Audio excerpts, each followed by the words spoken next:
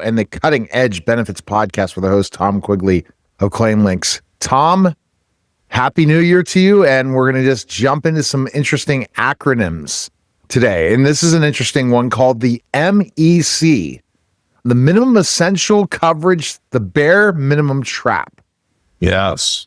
What does minimum essential coverage actually mean in plain English? That's referred to. The Affordable Care Act requires 10 essential benefits to be on any plan, and they call it, that's the minimum the essential coverage has to cover.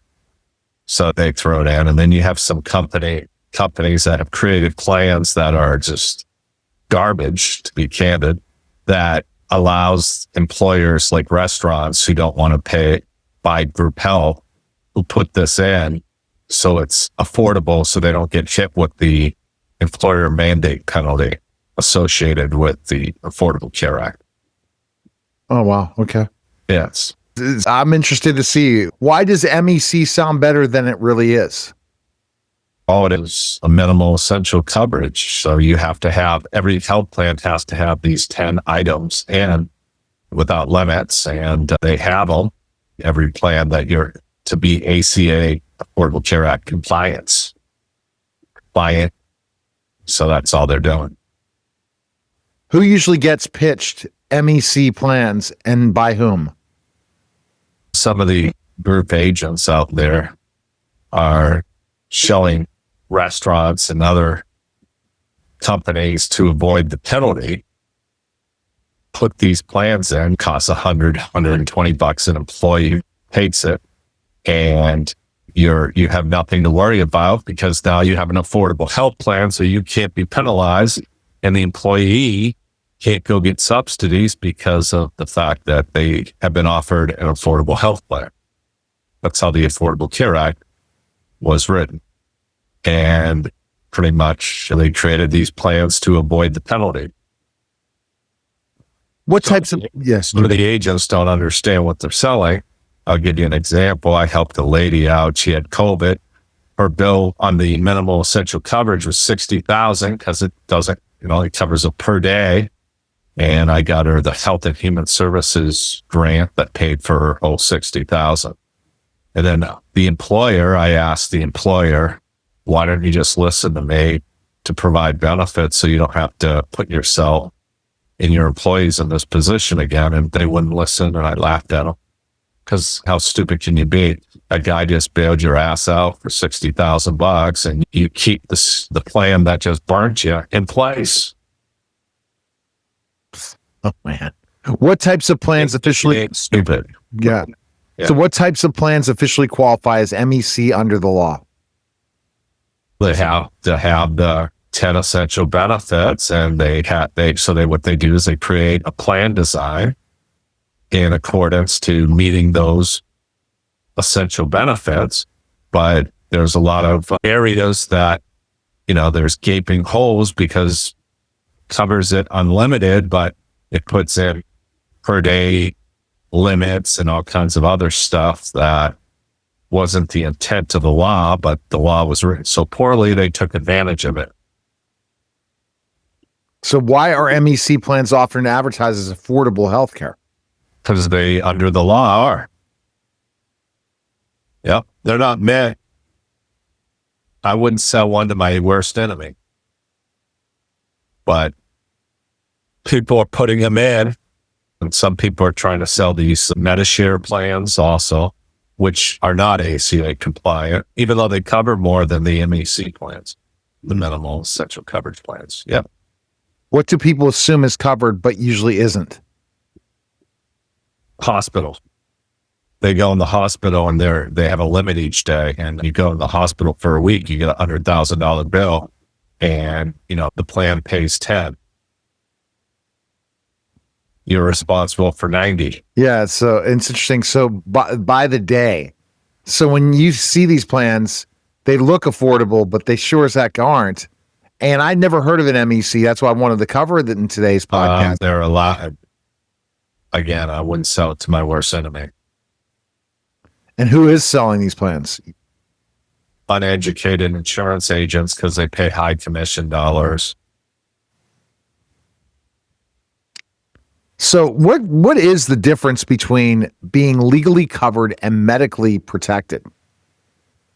Under the ACA, these plans, like I mentioned, are legal. But to be legally protected, you want to get a plan that doesn't have silly limits on a hospital per day thing. You want them to have no limits, and everything goes towards a deductible. Once the deductibles hit, everything's covered 100% by the insurance. Those are the plans that you see on healthcare.gov and other individual or group plans. Most of them are covered. They cover the minimal essential coverage, but they cover much more. And what do you see these plans cost?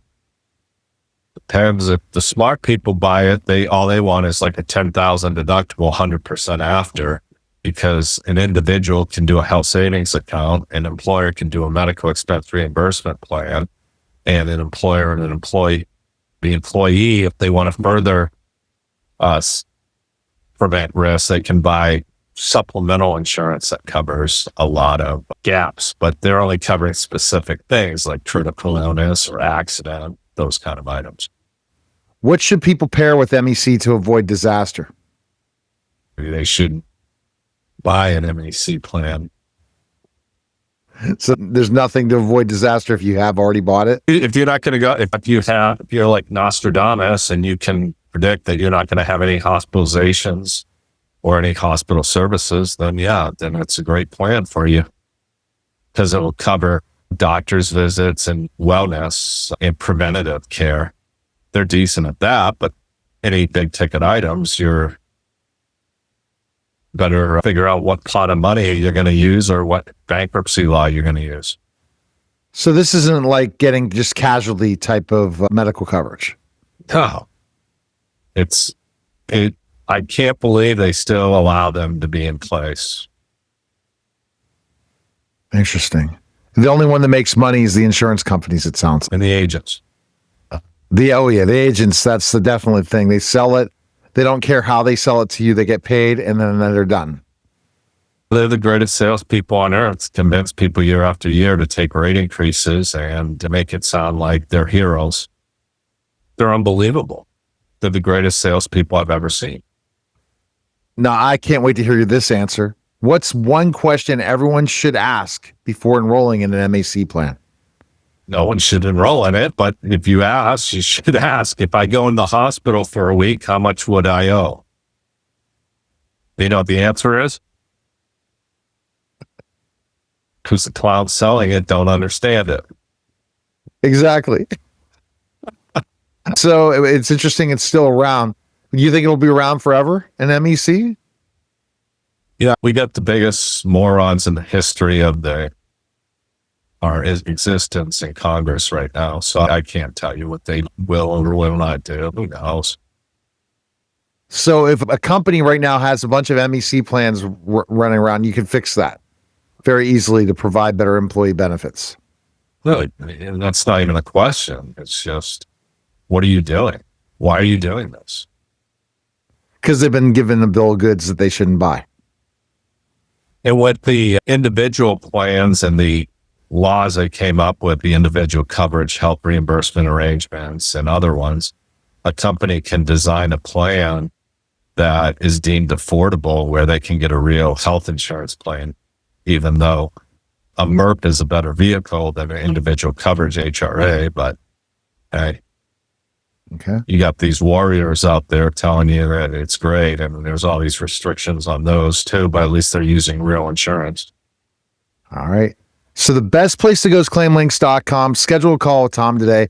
If you're an individual, you can also help and guide people, right? If they're like through this muck and can't believe how much they're paying in healthcare right now. They're willing to listen. I can help them. Because what you'll do is your team will go through that process with them if they're going to the Affordable Care Act, because that's a hard thing. It's not easy to navigate, is it? If you go yourself. Yeah, it's really difficult, actually. The government is involved. Not much more needs to be said on that. But a lot of these companies I'm meeting, they're paying like $3,500 a family and $1,200, $1,300 a month for an employee only plan total. So I'm telling them that they ought to get rid of their health insurance and offer people either a Jaguar or a Porsche, and they'll pay a 3-year lease each month for them, because that only costs $600 or $700, and write it off as a payroll expense. Wow. And that's true because of how expensive you're paying for healthcare. The mortgage for a family. Mortgage $1,000, you just save $30,000 off of that. And then the employees would buy the health insurance more logically, because they don't have an HR director sitting there making huge mistakes because she thinks the insurance agent's cute or he brings her to concerts. Like Coldplay? Mm-hmm. Coldplay. Yeah. Good stuff. Don't get caught on the kiss cam there. Exactly. You do have, realize that your career might end. Exactly. Go figure. All right. Good talking, Tom, and we'll talk soon. That was a special simulcast Neil Hay Show and the Cutting Edge Benefits podcast, guys. Take